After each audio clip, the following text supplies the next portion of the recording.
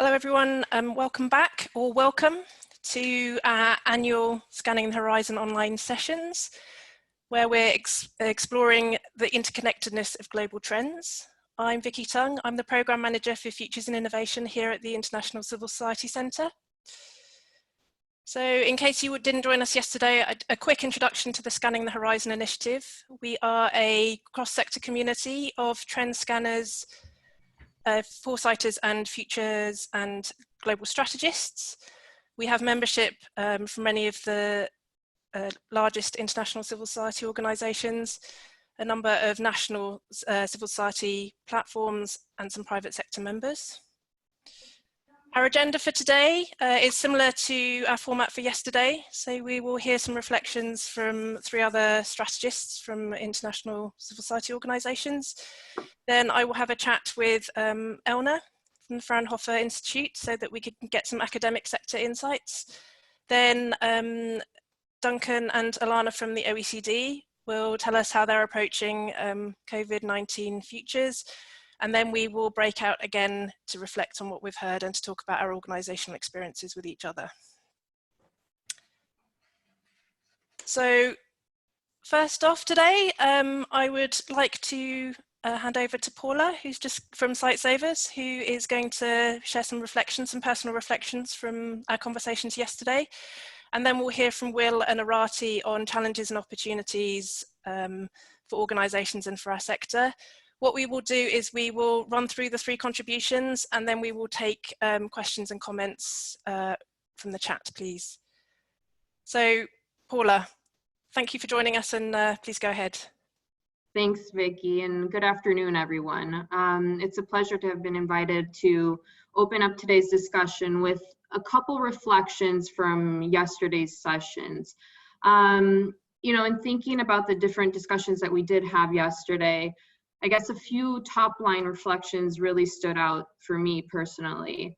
The current state of affairs in which we find ourselves today with the pandemic, I think really presents a unique opportunity for us to take stock of our business models, of the way we operate, that perhaps might not have happened in the same way before.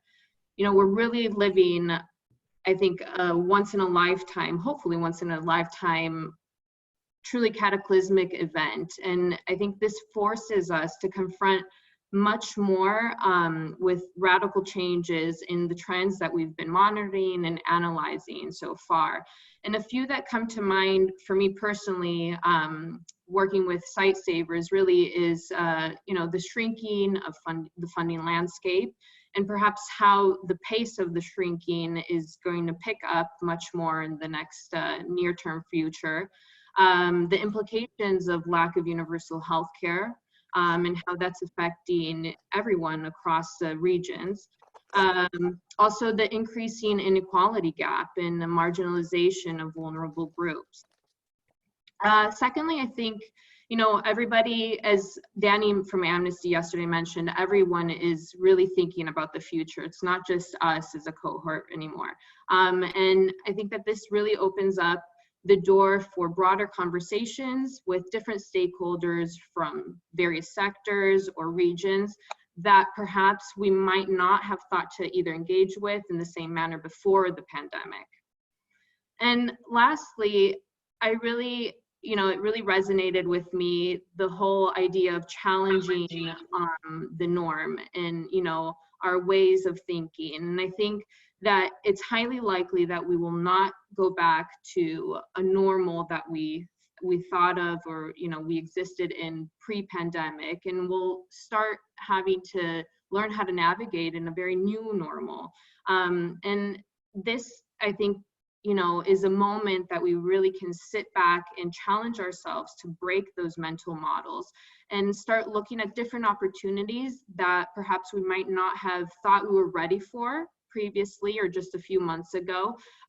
Something, you know, that's quite relevant, I think, now is really the need to speed up digitalization of organizations and how we leverage technology to really better deliver on our different missions. So you know, I think overall yesterday's discussions really showed that we should challenge ourselves on the so what part of the trend analyses. You know, what are the practical implications for our organizations and then just the sector more widely? And I really believe that we should not allow this to be a missed opportunity for real shift in ways of thinking that can ultimately really catalyze impactful change for the long term. So those were just a few of my thoughts, and maybe, you know, I'll hand it over back to Vicky and to my other colleagues who will speak more to different opportunities and challenges posed by this quite uncertain future. Thanks, Vicky. Great, thanks, Paula. I think that's really good to kind of put us straight back into the thinking where we left off yesterday. William, I'd like to invite you now. So just finding my mute button. Thank you. Thanks very much. The perils of going second is that sometimes some of your key points have gone. So thank you very much, Paula. Before when I was thinking about this, and I thought yesterday it was really interesting about what we're thinking about and what's common and what's not common. It reminded me quite a lot of what I did before I did this. So before I worked in development, I worked in media. I worked for the BBC, and media is much simpler than development, but it's also very, very disrupted. So when I started working there when no one had broadband, and I left when everyone had Netflix, what struck me was how that sector spent, and still does, a lot of its time on Foresight. It's very, very different in terms of how much time and effort it spends on Foresight. So I was thinking about that as I was thinking about what the opportunities and the challenges are.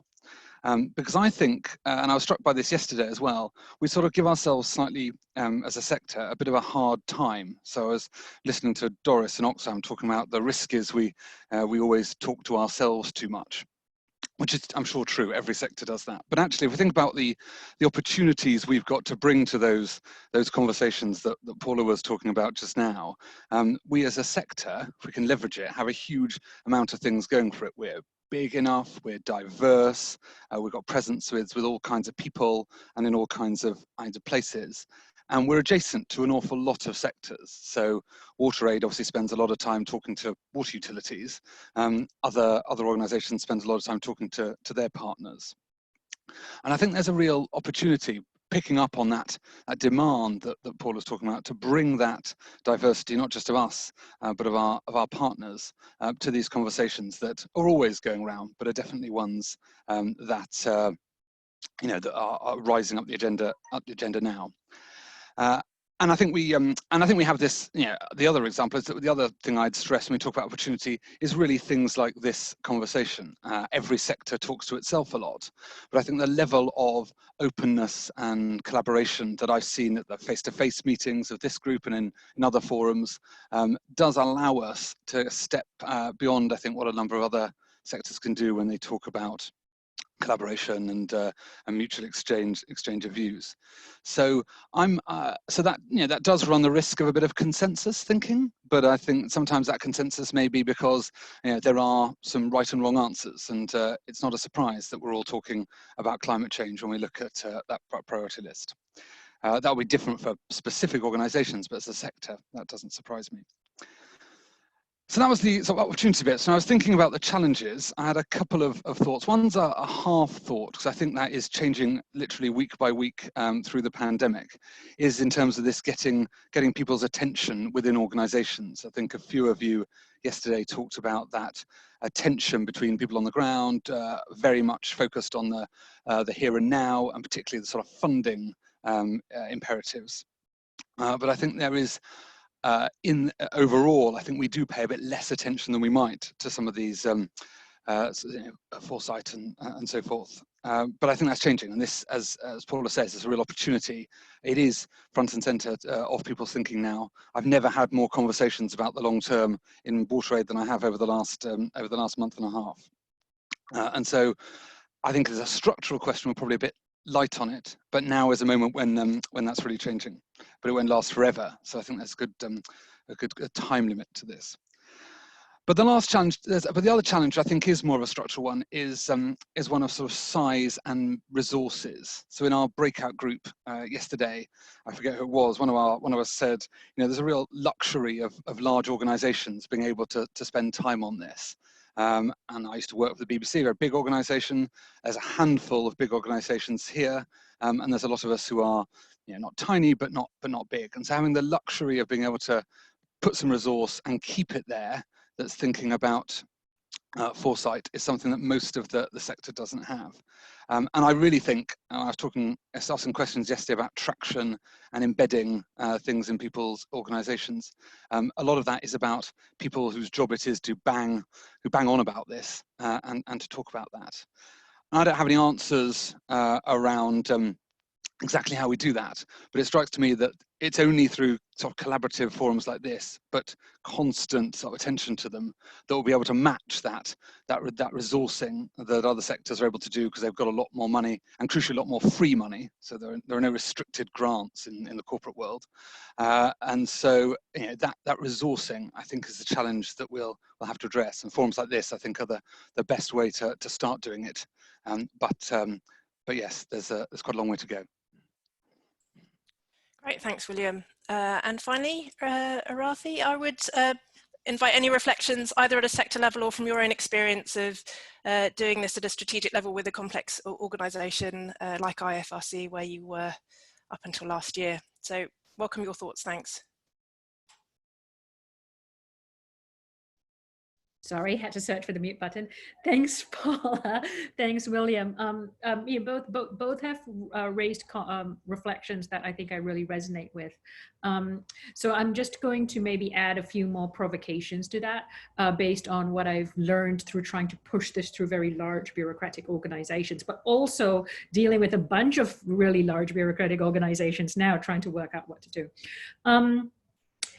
The longer term implications, I think, we do need to nuance that a little bit. Even when our institutions are thinking about what are the impacts of this, it's easier for us to think about, or easier for people to sort of grasp first order.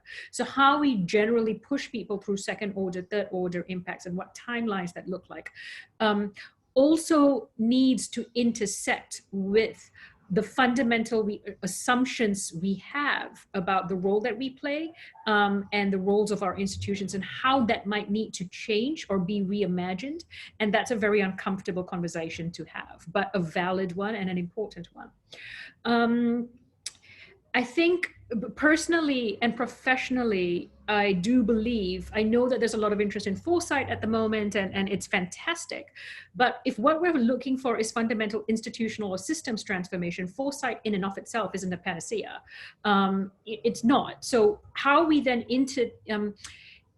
bring in systems, innovation, organizational transformation, those sort of fundamental pillars of complexity need to be integrated, and you know, that's what makes foresight. But I think we often miss two things. A, we think about the changes that we need to make as sort of exogenous changes of the institution.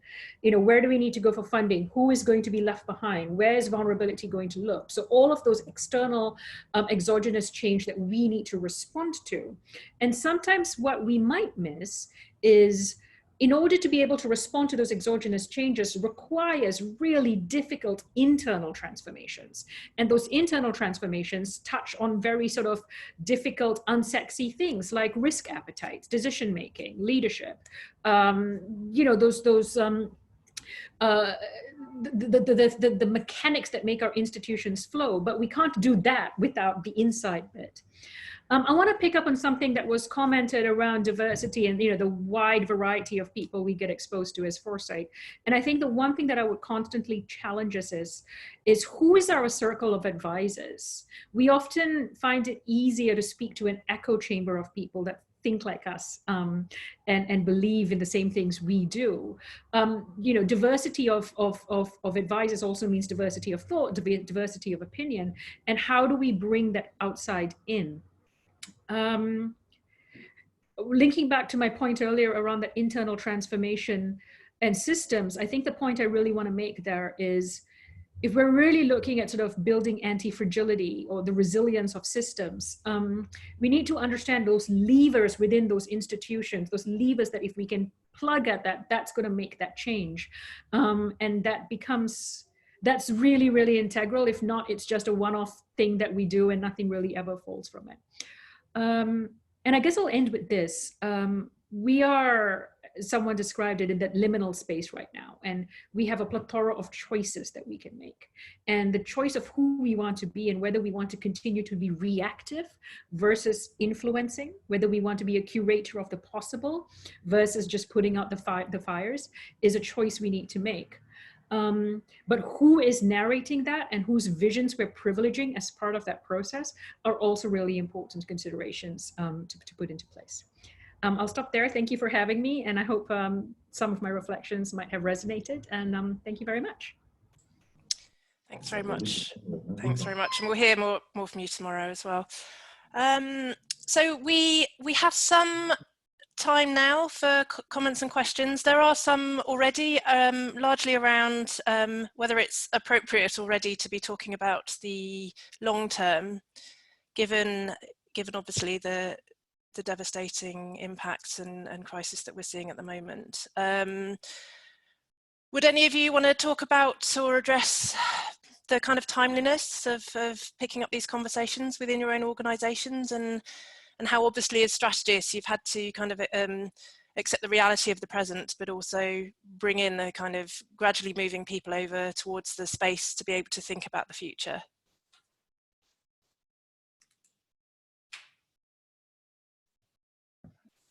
So maybe just to clarify my initial comment, if I may, I didn't mean to say that it's not appropriate to take that other view, but I think we have to be attentive and respectful, realizing that different people are in different spaces as we speak, and not everyone. So I had to manage a bit my energy in terms of jumping up and down, saying this is an opportunity and our strategic framework is more relevant than ever, because not everyone can see it that way at the moment. That was all I wanted to say.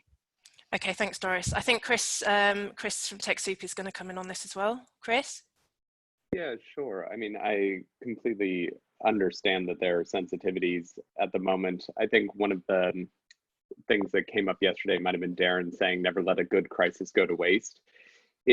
There's also a reality that when we're in crisis mode, especially one like this that has forced us to work so differently, that we have an opportunity to work in the sort of sociological imagination space and talk about sort of where we were and how unprepared we were for this crisis, and then talk about sort of the distance between where we are now and what a normal might look like again, and how we negotiate the parts of our better behaviors that we're keeping now, the opportunities that we have to sort of rethink and reinculturate ourselves to come through this stronger and not just slip back into the norms with all of the power structures and devastation that they were causing. So again, I think there's certainly a lot of nuance to be considered in how you raise these. I know for us, this has opened opportunities to have very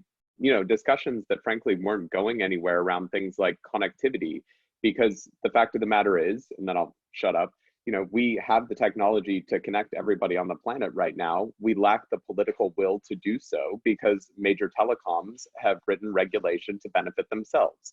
Try standing up in front of an audience right now as a telecom and saying you're not willing to make change and connect all the children who can't go to class at the moment. It's just politically infeasible for them to do so. So there is that opportunity again to start talking about who we aspire to be versus who we were, and how we try to keep some of these things in play before we slip back into what normal looks like. So again, I very much appreciate that there are sensitivities. I also appreciate that there are some pretty solid opportunities if we can be sensitive to how we frame them. Yeah, thanks, Chris. I think there's a good point. Nico, do you want to come in on your point? But I do agree that keeping the opportunities in mind now, and what we said yesterday about using this as an opportunity to kind of explain a little bit. Sure. Go ahead. Yeah. Well, hopefully the things that we are thinking of currently, I think is largely determined not only by the future, but also things that are happening currently. So one of them being the corona pandemic. I was just wondering, so this question just popped in my mind. So what could we have done differently, imagining ourselves 12 years back and then looking ahead of the future? So it's of course, we can't do that anymore, but this is just a question that came to my mind. And it may address the issue of, okay, why are we thinking about opportunities where there are so many needs and things happening, affecting people, individuals, but also countries. Great, thanks, Nico. Let's keep that in mind. So we've got one more point from Arati, and then Steph, and then we'll move on to the next session. Thanks. Go ahead, Arati.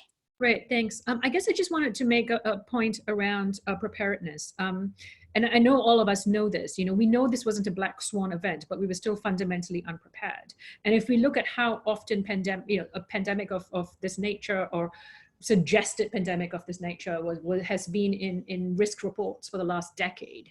And I'm sure in all our internal trends analysis, we've had pandemic in there in some way, shape, or form. The question we ought to ask, I think, is why were our institutions, our decision makers ourselves, chose to not make decisions to be better prepared?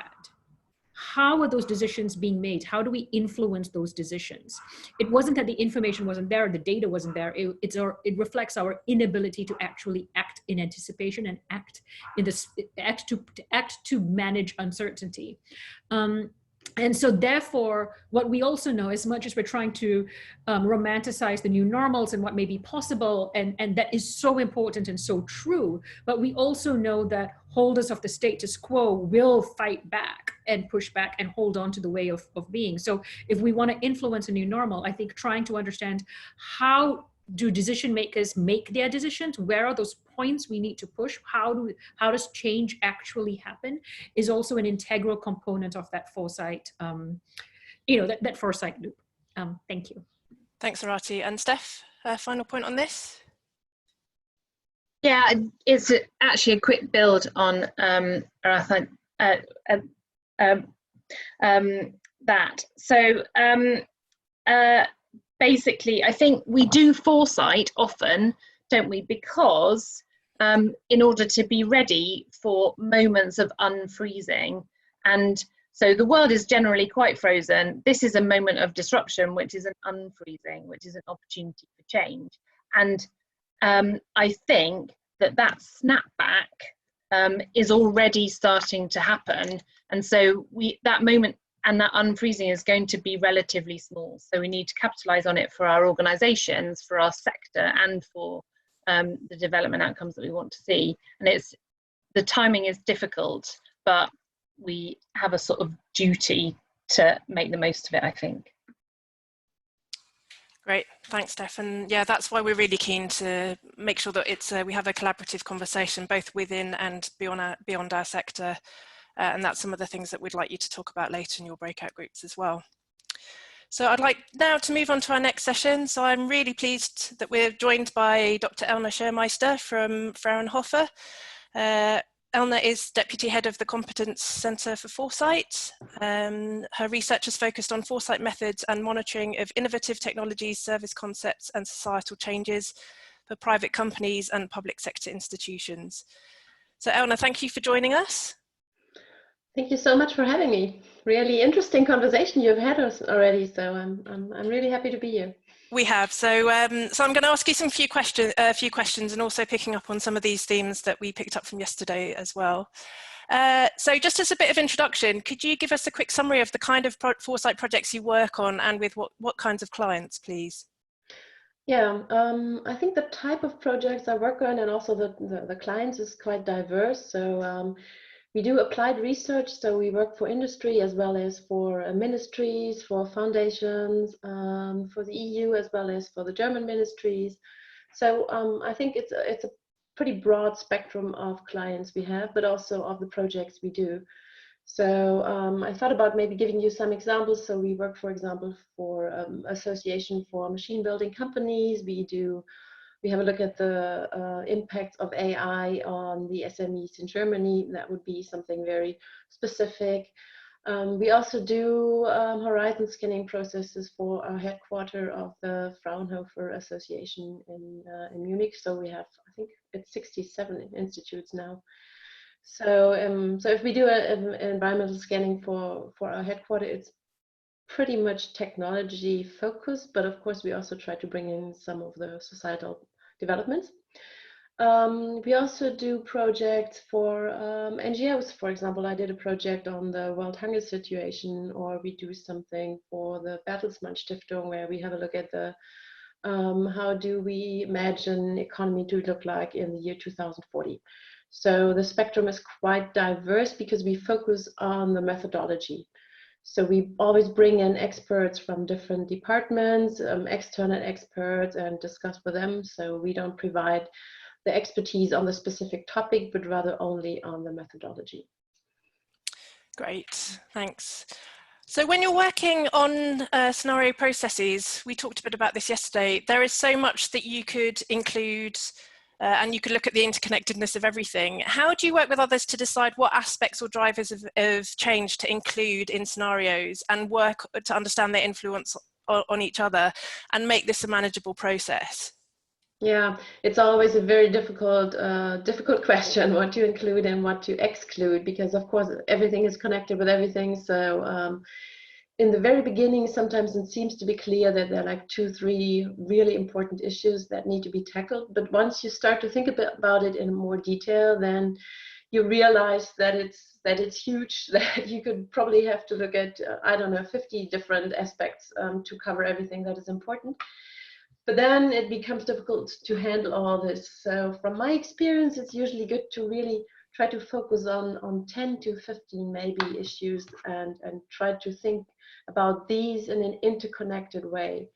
So kind of try to find a compromise, not to simplify too much by having just a 2x2 matrix or something like this, where you just take up 2 different driving forces, but also not to lose your focus by taking up so many drivers and so many interlinkages that you kind of lose the bigger picture of it.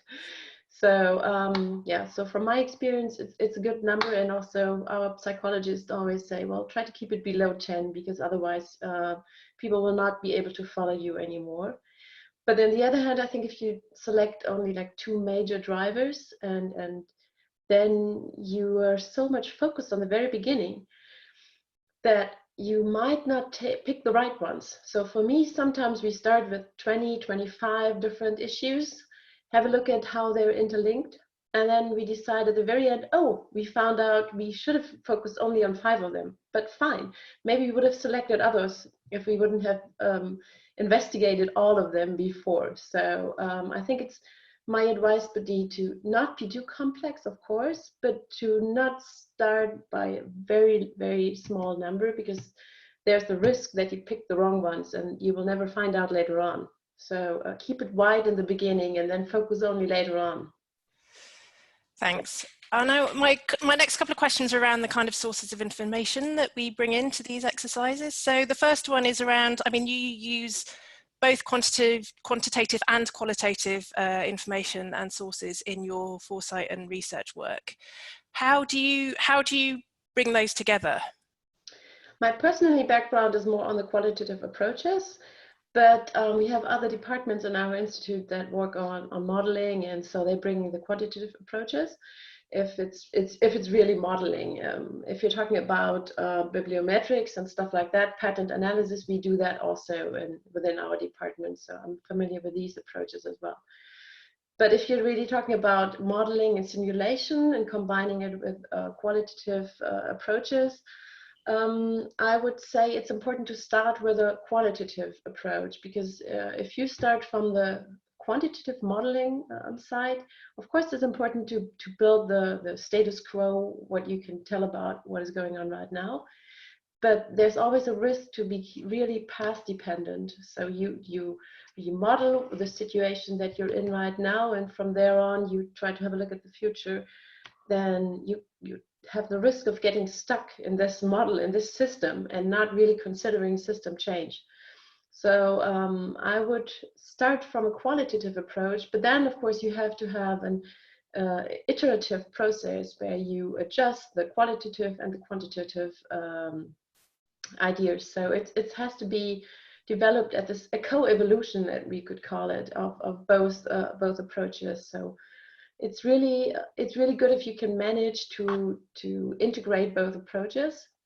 I think maybe picking up what Arati, I think she was that said that before we knew about the pandemics, the risk of a pandemic quite well, but there's always the problem that people are not really aware of the statistics and the numbers. So even if we have something like this, if we know all about it, but if you don't really see the numbers of how this is going to affect the whole world or countries, then people are not really getting the idea about it. So I think quantitative approaches can really help us to understand what is the dimension that we're talking about. So we sometimes lose the dimensions when we have qualitative approaches only.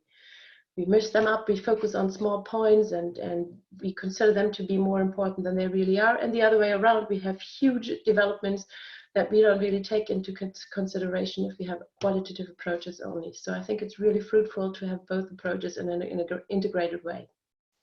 Thanks, Elna. And this was a question I added in at short notice this morning, based on these discussions that we had yesterday around the fact that perhaps as organisations or as a sector, we have this rhino horn and we can't really see beyond our own limited field of vision. And perhaps we're always going back to the same traditional sources of information, which is perhaps bringing us to a kind of convergence around our analysis, our scenarios, and even groupthink. And, you know, there was a lot of questioning yesterday that we do need to be encouraging diversity of sources and a divergence to actually make our analysis more robust. So to what extent do you advise or encourage your clients to do this in their foresighting, and how? I absolutely agree that diversity of opinions and perspectives is crucial for any foresight activity. So we always try to bring in external perspectives. So usually we try to build on the expertise that we have within the organization, but also always try to bring in external perspective. Either be participating in workshops, or at least have interviews, or at least have surveys where we can pick up the opinions of other people. And my experience is that in the very beginning, they're often a bit skeptical. If we really want to bring in expertise from a completely different field, or somebody who is really opposing to most of the opinions.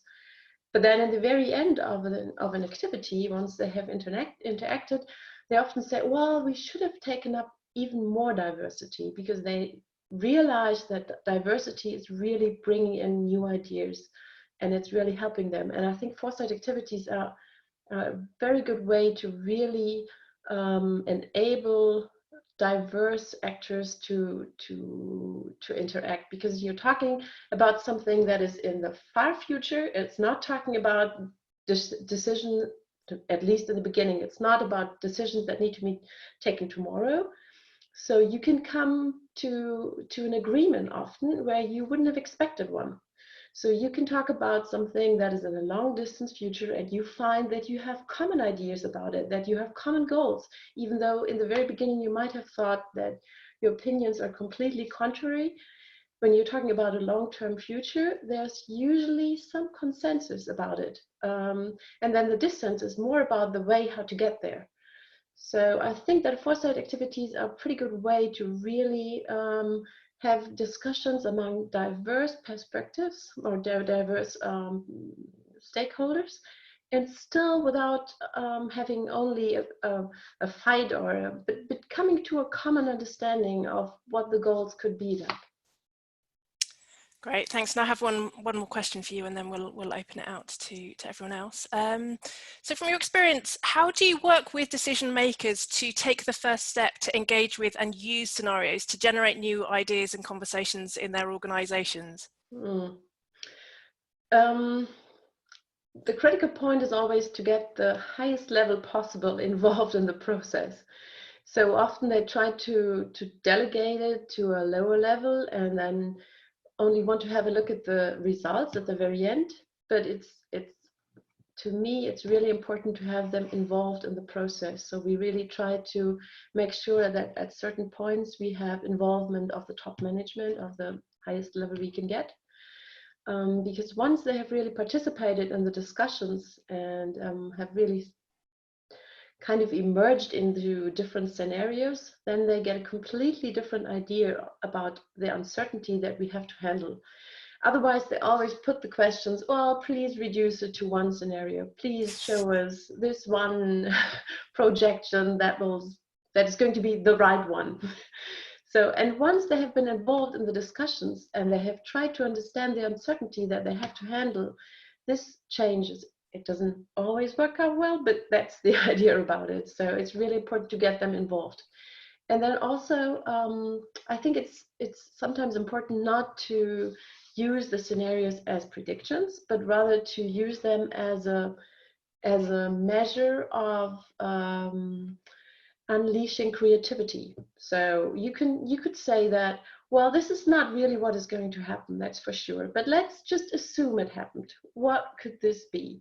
And then if you manage to get them involved in thinking about this as a possible future, it sometimes helps really to come up to conclusions that are important for today, by taking away the pressure of really having the one prediction what is going to happen, but rather just taking it as a creativity experience. So try to imagine this world, and then we will see later on. I think that's good. That picks up on a quote that someone had yesterday, where perhaps we congregate around the preferable rather than consider the plausible or the possible. Is that something that you find with groups of decision makers, that you have to kind of steer them away to be more creative about these other possibilities that they really should be thinking about, rather than just what they would like to think about?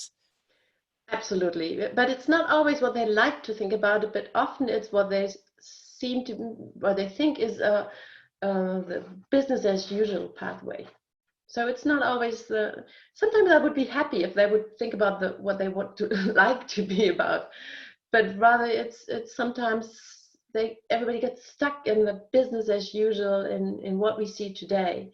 So that's, to me, the bigger risk, I think. That's great. Thanks very much. That's all the questions from me.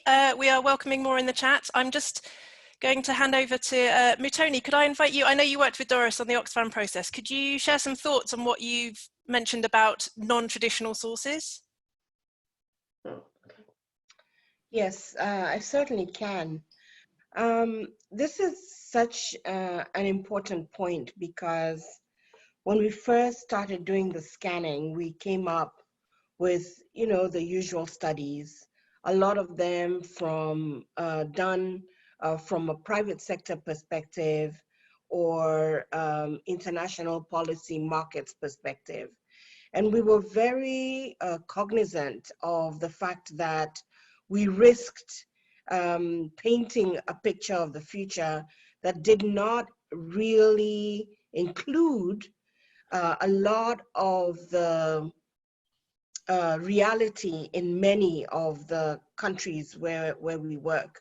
And so in order to balance that, we scoured the Confederation and the countries where we work, not just for Oxfam studies or scans in terms of horizon scanning, etc., but also peers who've done any sort of scanning, horizon scanning, whether it's in housing, energy, etc. And the studies are out there, then they're just not consolidated. And we gave those the same, I've said the same, we looked at them at the same level as a study from Brookings or from IDS, etc. And it really, I think that for us, it provided a really good base, because when we looked at climate change, for example, the way you talk about we talk about climate change at the international level, has a nuance when you're talking to people who live in floodplains in Mozambique. It was a huge exercise, but I think it really grounded us. And what we find easily, my takeaway was we should be able to put more of this information on the internet or easily accessible, because I think it makes scenario planning more realistic if this is going to be, especially if this is going to be used by more organizations across the board, irrespective of the level, irrespective of where their entry point is. Thanks. Great, thanks, Mitoni. We've got a couple of more minutes for any contributions on diversity or leadership. I do just want to run this poll though, around challenges to thinking in your organisations. You can pick two, but it would be good to see. Where we think some of the challenges are before we also start talking about opportunities later. There are comments. Will, do you want to come in on anything around leadership engagement? Don't want to put you on the spot, but. Yeah, I mean, I totally agree with what follows. Doris is right about, you know, we don't want leadership to crowd out other thoughts, but I just really think that these can often feel like a bit of a silo where you sort of sit in a room with perhaps a lot of people, but a dynamic and come up with some really interesting thinking. But unless you've got people with sort of the levers of power in the organisation engaged, one, they've got a big perspective, so it's good to have them on board, but also you can then start, it then makes the whole nature of that conversation different, because immediately it does have that so what and that change element to it. We've got to balance that, like I say, with making sure people feel comfortable to speak. But I think I've done plenty of these where there's been no traction, and the ones where you've had traction are where the top level is engaged from the start and wants this to happen and is going to do something about the conclusions. Thank you. And Andres, you wanted to come in? Just one bit. I agree with everything said about inviting, bringing outsiders, etc., etc., etc. But we constantly, well, not necessarily in this forum, but forget that many times the only innovation and diversity come from our own programs. No? In the end, we are here to deliver or support communities, etc. So the programs and operations teams under this current emergency or crisis and before are the first one in adapting and innovating and start seeing how the future will come. No? In care, for example, recently, what we are trying to put a lot of effort is actually in exactly capturing and then promoting and making sure that all those learnings and adaptations and innovations are then used as principles and examples of practice to inform the future long term. No? So I'm very happy and accept that a lot can come from outside, yes, but many times we focus so much on that we forget that in our own teams and programs, especially when some of us or you may be sitting on the headquarters or distant from the programs, sometimes we miss that. No? And I think for us, it's particularly important to support those processes that are actually led by many of those program staff in close to the communities. Thanks, Andres. So just showing the results of the poll, interesting. So it seems to be largely matters of timing, so urgency taking precedence, and also the amount of time required for some of these exercises. But there's also some interesting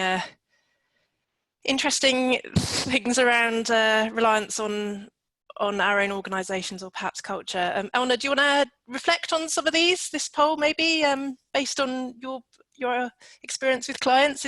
Are these the kind of challenges that you hear regularly?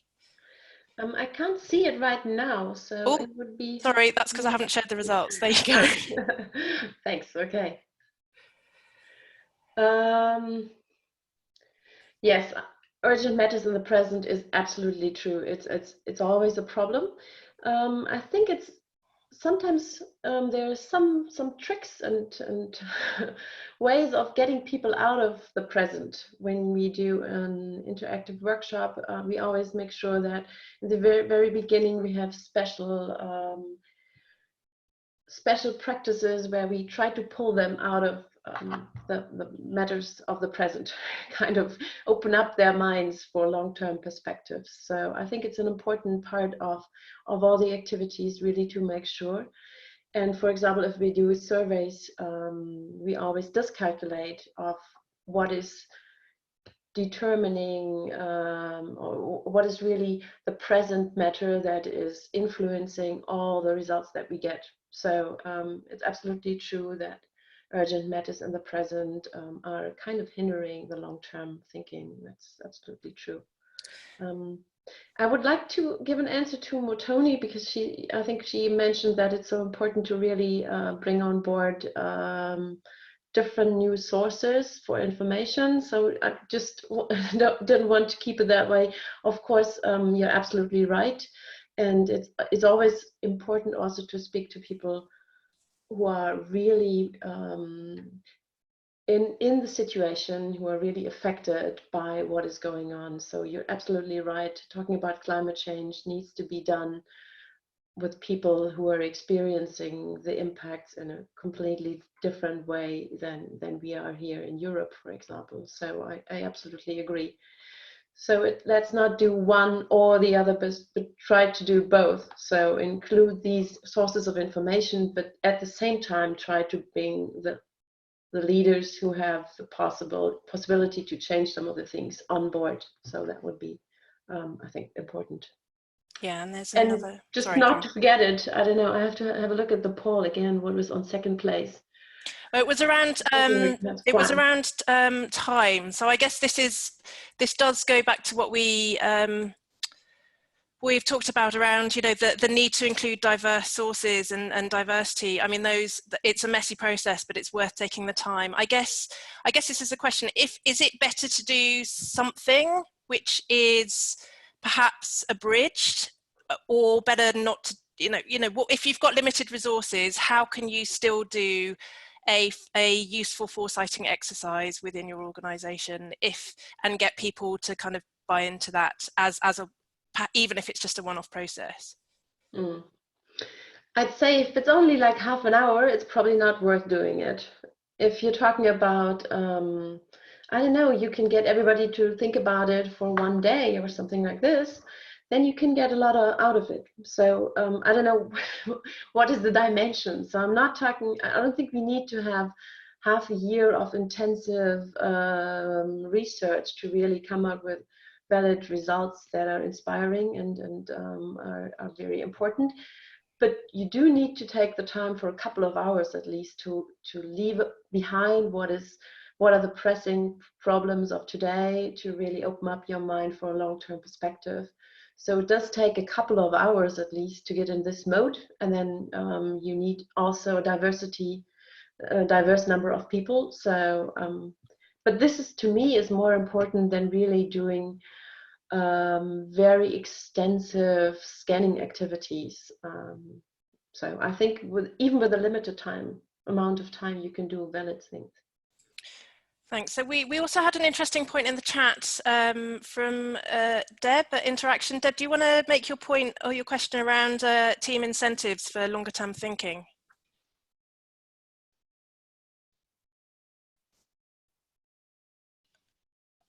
Muted? Yeah. Yes. I find a challenge, at least in my organization, is that individuals are in charge of their portfolio and their team is in charge of a specific deliverable, especially in our grant-driven funding systems. And so it's hard for to get people to feel a sense, while they may in the ideal world want to be looking at the big picture of their future, if they happen to feel like they have a sense of efficacy there, getting them to, so some of these do feed into it, to make the time to feel I have a vested self-interest in trying. So I guess there's one part of the formula is their faith that they can actually do it. And another part is having them feel like it's within their license to operate or will serve their portfolio when their funding mechanisms are reinforcing something that's in a much smaller picture. Huge problem. Absolutely true. Yeah, organizational change and an openness for bridging different silos is really a huge problem. So I absolutely agree. We have been fighting with this situation when we talk to the ministries in Germany all the time. So that's really difficult, and there's no easy solution to that. I think that visioning processes can help a bit to really to stress the idea of being part of a bigger idea among the different among the complete organization, let's put it this way. But it's only one little step towards this. So I think there's probably something, organizational change is probably the more important thing here. So it's not easy to handle. It will take time to really have a lot of step-by-step approaches to really bridge the different parts of the organization. Great. So I think there's one more point I'd like to get your thoughts on, Elna, and then we will move on. I guess it's a point about is Foresight a way to help organise and envisage change, or do they need to have that appetite and acceptance of change anyway going into a foresighting process? Chicken egg, I guess. Good question. I do think it helps to really do foresight activities. I think you don't need to have it before. I think you can bring it in by doing foresight activities. So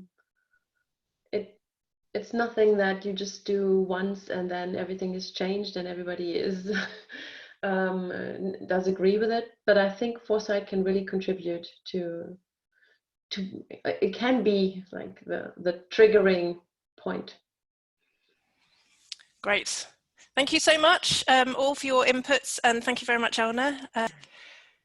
So time for some feedback, and then I have a final poll for you. I know there were some smaller groups this time, and it was quality over quantity. So Marcus, could we hear from your group first, please? Just 1 minute highlights. Sure. We had a group of 2 and plus me, so that's a kind of focus. So there were too many questions for us, so we focused on the second one, which was for the sector rather than for the organization. So we focused on the second part of your question, and I just tried to quickly summarize what we've come up with. Number 1, it would be great to have a go-to place where we can actually map, at least, to get aware about who's doing activities in this area, so we can already exchange on this, and we can actually choose to have others participate in the processes. So mapping ongoing activities would be great. If people are willing to share the results or information about the process they have used, that would be also very helpful in that. There was one opinion also voiced, it would be great to have there like an area where experts on certain content areas could actually also challenge some of the conclusions which are out of there, like saying, okay, what you come up with your beautiful world is not really supported by facts and data. So here it is just to have this engagement, this discussion. It's not to tell somebody who's right or who's wrong, but just to get an opinion on experts, for example, on organization, digitalization, etc. That would be great as well. So some kind of critical feedback on that. And then also it would be great if the way how these things are shared are not just like a report or something, but also to have a more collaborative way of presenting, maybe also even disaggregated story points, etc., that people can use in there as well, rather than just seeing the final report at the end of the process. The challenge that we already saw in there is to demonstrate the ownership, or to ensure the ownership of the organization who wants to use this foresight to engage in a strategic exercise. And it's much stronger if this is developed in-house rather than if it's developed from somebody else. Why not making a combination of both? And everybody can judge that by themselves. What kind of input from external is appreciated and actually shortens down is improving the use of resources, etc., not to reinvent the wheel, and where do you really think that your organization should step in gradually from that point and then build the ownership of the result of that foresight. That was a kind of quick. Please, the others, correct me if I'm wrong or add something if I missed something. Marcus, yeah, I think we're going to have to move on so that we do stay, but thanks. Your thoughts captured. Paula, go ahead. So no, I think our group was also similarly small, 3 of us in total, and so we were able to focus on the other aspects of the more organizational perspective. And three, I guess, of the main themes that came through were in terms of assets, and this is something that came also through the discussions previously, are, you know, program staff on the ground who are really directly dealing with the changing realities right now and are adapting in real time. So that's one of the main assets we do have as an organization. Also, creating that quick feedback loop mechanism between headquarters strategists and strategists that we already do have in country, to be able to kind of reap the benefits of what they're doing right now in real time and have immediate insights on different opportunities that are presenting themselves. And lastly, in terms of challenges, one of the big challenges is really getting people at the management level to think beyond the right now, right, in the immediate. And so being able to do that perhaps by moving conversations away from very formal meetings on site, Foresight activities, to more happy hour, informal conversations to take a bit of the pressure off. And so those were our three highlights. Thanks, Vicky. Super, thanks. Shows that quality over quantity sometimes. And maybe we can do some more sharing on processes that organizations are using like that. Andres, you and I will just run the poll. So also 3 points. The first one, just to reiterate the importance of diversity and inclusion of something critical to everything we do, no? Not just for horizon scanning, not just for this.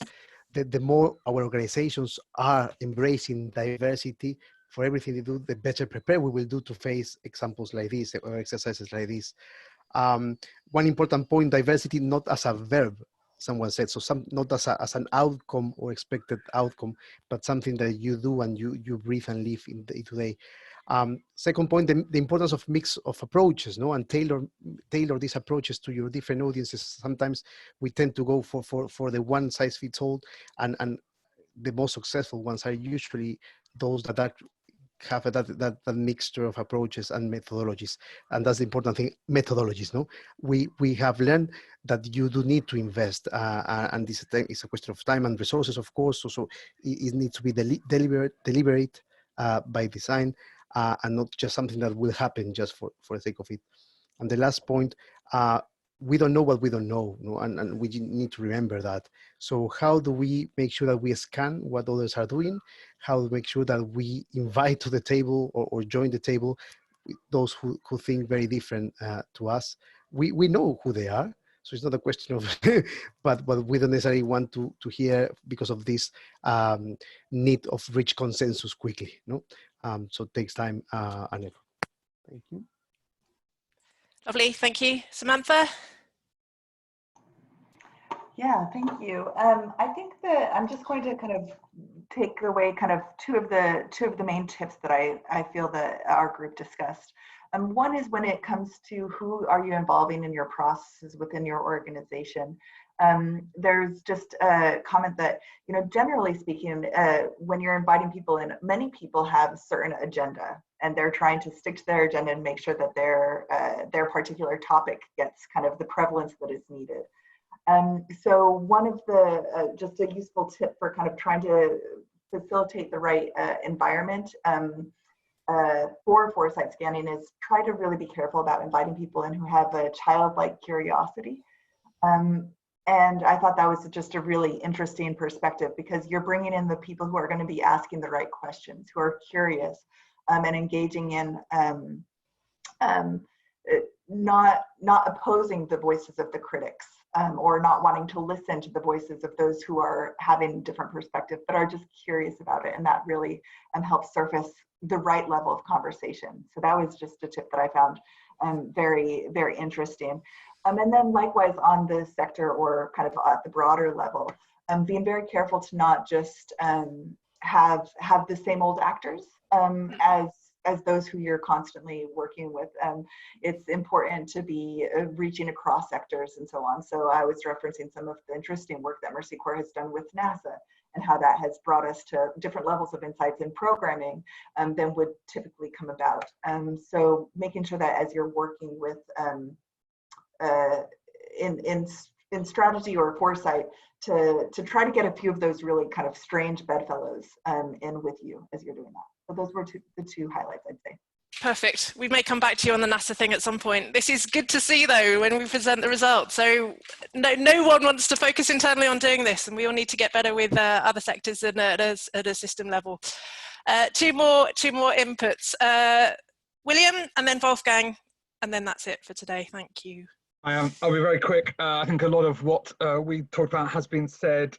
Just a couple of things in additional. We were really struck by, I think, Doris, your sort of timing point in the chat box before this. So how do we get past the fact everyone's on sort of different strategic cycles? And we talked quite a bit about this needs to sort of move from being a point in time, you do it at the beginning of your strategy and you come back 7 years later, to being something that that's much more living and much more about possible futures. And those might be components rather than everyone having the same answer.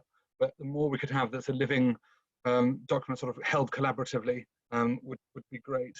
And then the second thing was a bit more operational, I think, just around, we weren't conclusive on this, but what are the things we wish we prepared? So where are the operational things that we'd had collectively or individually to go, oh, we've got a window, health is up the agenda, pandemic's in our scenario, what are the asks we could have gone in straight away on if we'd done that foresight in advance that would have pushed pandemics or even just any kind of crisis that gives government attention to us so that we were ready to go rather than everyone scrabbling about a bit. Certainly we are. Everyone in our group was to think beyond the now and how can we find ways to collaborate so we're ready to go in March rather than May or June. Great, thanks. And last but not least, Wolfgang, and with any closing thoughts for today as well, please. Sure, thanks. So half an hour discussion in 1 minute nutshell. We had a great group, 5 of us, I think, or 4.5. One didn't really manage to connect.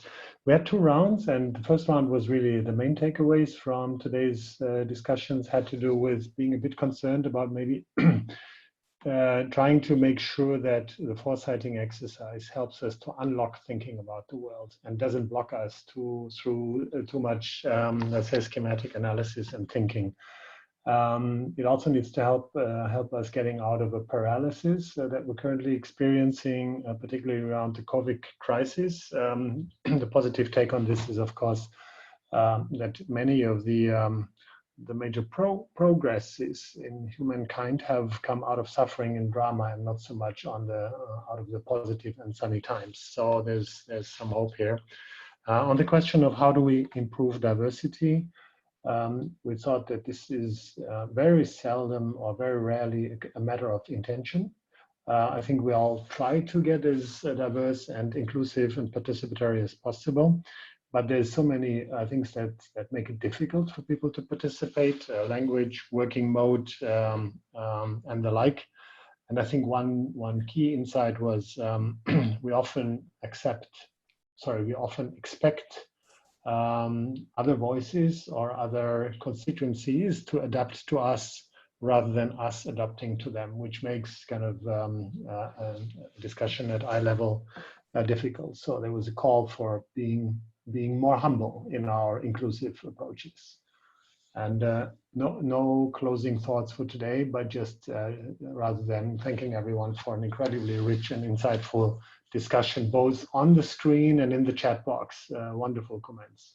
Yeah, and we will do our best to capture that and write it in the summary. So thank you again for participating. We're 2/3 of the way through. We will be back online at the same time tomorrow, hearing from Civicus and MobLab on signals for change that they've identified on the future of civic space and climate action.